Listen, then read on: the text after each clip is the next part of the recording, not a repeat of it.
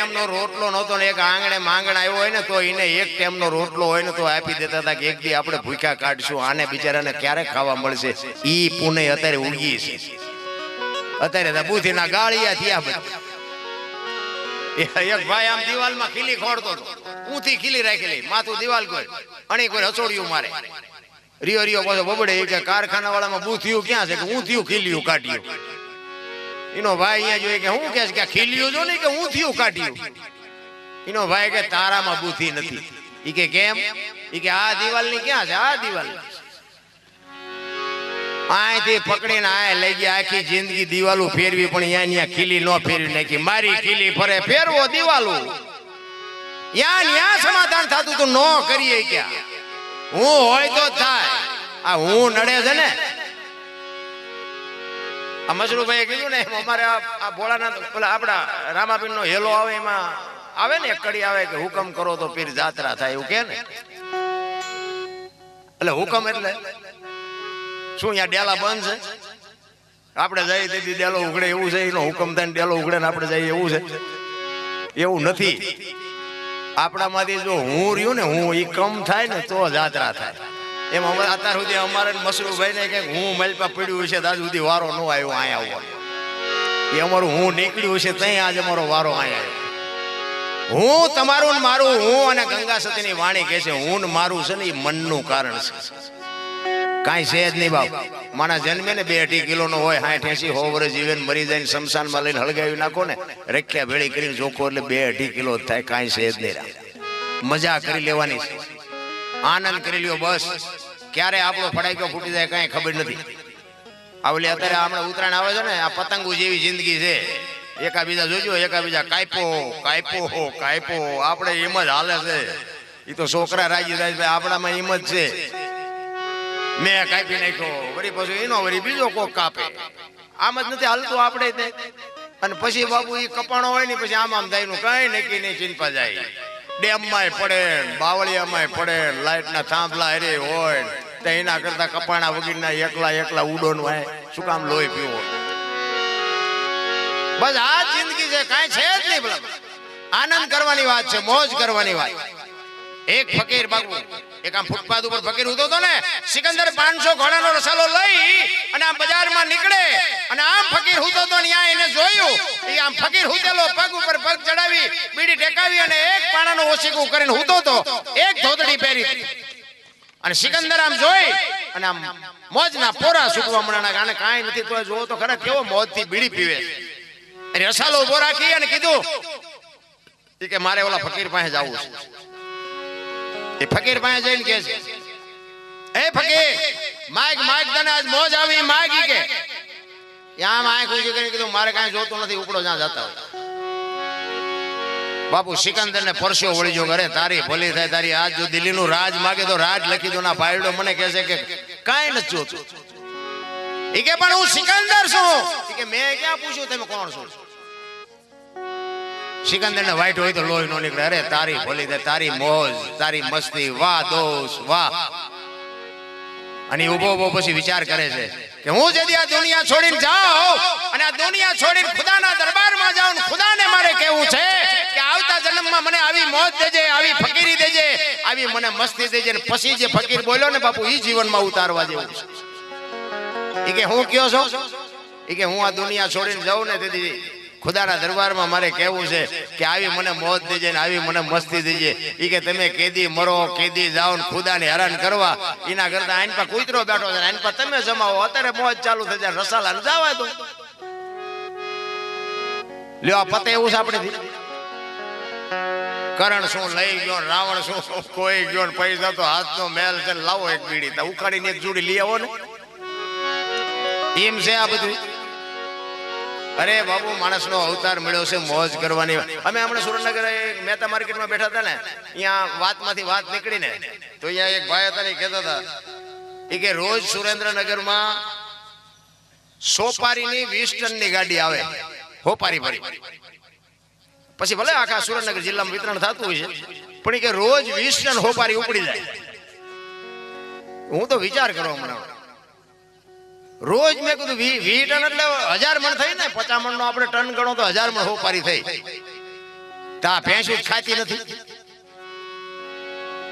આ ભેંસું ખાય છે, ખટારા ભરી ભરીને આવે છે, આ ભેંસું ખાય છે. નથી લાગતું કે આપણે કઈ પાછું વળવાની જરૂર છે? આ ભોળોનાથ છે, આ શિવલિંગ ને આપણે લાવ્યા હોય, આપણે બિહારી હોય, આપણે પ્રતિષ્ઠા કરી હોય, પણ કોઈ દી કોઈએ કીધું કે આના ઉપર આપણે 135 નો માવો ચડાવવો છે? હે, કોઈએ કીધું કોથળી ચડાવી છે? તમે મેં બનાવેલું, મેં તમે બેહાડેલું, તોય બાપુ અંદરથી આપણો આત્મો કહેશે કે ભોળોનાથ છે, ભગવાન છે. એ આપણે બેહારેલો છે તોય તો જીવતું જાગતું મારા નાથે બાપુ આ જીવતું જાગતું શિવલિંગ આપ્યું, એની માથે આપણે શેનો અભિષેક કરી છે? ન જોવું જોઈએ? જીવતું જાગતું શિવલિંગ નથી દેખાતું, ઓલું આપણે બેહાર્યું દેખાય ના હોય. અહીંયા હારામાં હારું દૂધ ચડાવે, જવા દે પાછા ગટરમાં. હારામાં હારું ગંગાજળ ને ફૂલ ને બીલી ને, કોઈએ ન કીધું કે અહીંયા ફર્સ્ટ ક્લાસ સિગરેટ ચડાવી. સત્ય બાપુ સમજાતું જ નથી. મુદ્દો મેં નહીં કહેવાનો મારો અર્થ ભાગ વિના નર પાવત નહીં. અને અહમ છે ને, અહમ તો બાપુ કોઈ હમણાં વાત કરી ને રાવણ ની, બાપુ અહમ કોઈનો ટેકો જ નથી. સમય નું જ કામ કરે છે. તમારો સમય હોય ને, હારા મારો મોટો માણા હોય ને, તો 2 ફટાકા તમે મારી શકો. શું કામ? તમારો સમય છે. અને સમય વ્યો જાય ને પછી રાકા તમને ગઈ નાખે, એ તમને ગઈ દે. સમય બડા બલવાન નહીં. અર્જુન છે ને, હસ્તિનાપુર થી દ્વારકા જતો તો લૂંટાઈ ગયો ને ગાંડી ખંભામાં જ હતું, પણ સમય વ્યો ગયો. સમયની બલિહારી છે. સમયથી કોઈ મોટું નથી. કોઈને જો અહમ હોય ને, એનો એક દ્રષ્ટાંત તમને કહું. કાશીના એક વિદ્વાન પંડિત પોતે 4 વેદ 6 શાસ્ત્ર 18 પુરાણ 108 ઉપનિષદનો નિચોડ કરી પોતે તમામ જ્ઞાન મેળવી અને આખી દુનિયામાં નીકળે. અને તેથી રાજાશ્રીનો જમાનો, અને રાજા રજવાડામાં જઈ અને રાજાને એમ કે મારી સામે કોઈ સત્સંગ કે જ્ઞાન માટે મારી સામે કોઈને બેહાડો, જો મને હરવી દે તો મારી પાસે આજે સોનાની ગાયું છે, જીતીને લાવ્યો છું, તમને દઈ દેવાની. અને જો મને ન હરવે તો તમારે એક મને સોનાની ગાય દેવાની.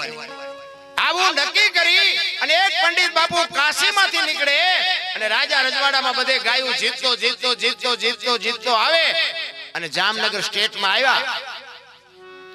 જામનગર સ્ટેટમાં બાપુને કીધું કે હું બધા સ્ટેટમાં જઈને આવ્યો છું, અત્યાર સુધીમાં મારી સામે કોઈ બેહી નથી શક્યું, મારી મને સત્સંગમાં કોઈ હરાવી નથી શક્યું. આટલી મારી પાસે ગાયો હું જીતીને લાવ્યો છું. મને જો કોઈ હરાવે તો આ ગાયો મારે બધી દઈ દેવાની. અને જો હું હારી જાઉં તો મને, તમે જો હારી જાઓ તો તમારે મને એક ગાય દેવાની સોના. એટલે રાજાએ કીધું કે ભાઈ કઈ વાંધો નહીં, 15 દિનનો ટાઈમ આપો, 15 દી રોકાઓ, 15 દી પછી કઈ ગોઠવણ કરી. હવે અહીંયા બધા જે બ્રાહ્મણો સાધુ પંડિતો જે કઈ હતા એ બધાને કીધું ભાઈ એક આપડા પંડિત આવ્યા છે, એમને યારે બેહવાનું છે સત્સંગમાં. કોણ બે છે? બધાને પરસો વળી ગયો. નકરા મફતના રોટલા કૂટ્યા હોય એને શું આવડે? બોલ્યો કે મારા દીકરું માર્યા, હવે આ બાપુ બેહાર છે, કઈક ને કઈક હલવાવાનું થાય છે. એમાં એક બાજુના ગામડામાં સારંગધર કરીને એક બ્રાહ્મણ, અને બિચારો ગરીબી બાપુ ભયડો લઈ ગયેલો, મેલા ઘેલા લુગડા અને ભાંગલ તૂટલ બળદિયા, 7-8 10 વીઘા જમીન, અને પોતે પોતાનું ગુજરાન હલાવે. અને એમાં એ જામનગર બાપુ કઈક વસ્તુ લેવા માટે ગામમાં આવ્યો અને વાણિયાની દુકાનેથી વસ્તુ લે છે. અને વાણિયાએ કીધું કે સારંગધર રાજમાં જવાનું છે? કે ના બાપા, રાજમાં મારે શું કામ છે? રાજમાં મને અહીંયા કોઈ ઓળખતું નથી. ઈ કે પણ અહીંયા એક પંડિત આવ્યા છે, એના ભેગું સત્સંગમાં બેહવાનું. મને એમ કે તમે ઈ આટવા આવ્યા છો? તો કે સત્સંગમાં બેહીને શું કરવાનું? ઈ કે જો સત્સંગમાં એ પંડિત આવ્યા એમને હરાવો ને તો તમને હોનાની ગાયું મળે, અને જો ઈ હારી જાય ને તો રાજાને ગાય દેવાની. ઈ કે એવું છે? તો કે હા. તો કે જવું બાપુ ભાઈ આવ્યો. એ કે બાપુ આ પંડિત આવ્યા છે, મેં વાત સાંભળી. કે હા. તો કે કેદી સત્સંગ છે? તો કે હજી 4 દિનની વાર છે. તો કે બાપુ એ સત્સંગમાં હું બેહીશ કે એના સામો? બાપુ કે તારું કામ નથી, આ કાશીનો પંડિત છે, 4 વેદ 6 શાસ્ત્ર 18 પુરાણ ભણીને આવ્યો છે. એ કે પણ કાંઈ વાંધો નહીં બાપુ, હું નહીં, મારો નાથ, મારો ભોળો નાથ આબરૂ નહીં જવા દે, મને બેહવા દેજો. એ કે ભાઈ તારું કામ નહીં, બહુ આજીજી કરીને. એ કે કાંઈ વાંધો નહીં, આવજે હાલ. એ જે દિવસે આ આયોજન રાખ્યું ને તેથી બાપુ દી હુઈગામાં દરવાજે આવીને બેહી ગઈ. અને પછી આખી આગડા ઠેઠ કચેરી ભરેલી, અને બધા સાધુ સંતો ને બધા પંડિતોને આમંત્રણ આપ્યું, એમને જવું ચા બેહવું પડે. એટલે પંડિત આવ્યા, પંડિતને આસન આપ્યું, અને એક આસન સામે જેને બેહવાનું છે એની માટે નાખ્યું. આ બાજુ રાજા બેઠા, પ્રધાન બેઠા, બધા સૈનિકો બેઠા, બેટા આખી કચેરી અગડાટ ભરી છે અને પછી પંડિત કહે છે બોલો બાપુ મારા સામે કોણ બેસ અને સારંગધર બાપુ આમ તરત ઊભો થયો કે બાપુ હું બાપુ કે આ મારી આબરૂના કાંકરા કરવા આવ્યો એ કે બાપુ નહીં મારો નાથ આબરૂ નહીં જવા દે મને બેહાડો મને બીજા કોઈ તૈયાર નહોતા બાપુને એમ થયું કે આ તો આ બે અવાજ દો ને જે થવું હોય છે થાય છે એટલે બેહાર્યો પંડિત દાંત કાઢવા માંડ્યા તમે મારી યાર સત્સંગ કરશો એ કે હા બાપા જેવું આવડે એવું કરીશ એ કે હું પૂછીશ ને એનો તમે જવાબ નહીં આપી શકો પણ તમે મને પૂછો તો કે હું પૂછું તો કે હા ઘડીક રાજા આમું જોવે ઘડીક પંડિત આમું જોવે પછી રાજા કે બોલ એ કે બાપુ એક સાખી કહું સાખી એ કે આમાં સાખી બાખી નો જવાબ દેવામાં તો આ પંડિત છે એને કાંઈ વાર ન પણ કે બાપુ એક સાખી બોલું જો એ જવાબ આપી દેતો એ કે બોલ એ કે આડી વાગે ઊભી વાગે વાગે કાપી નાખી બાળ્યા પછી બોલે નહીં સારંગધરની સાખી આનો જવાબ શું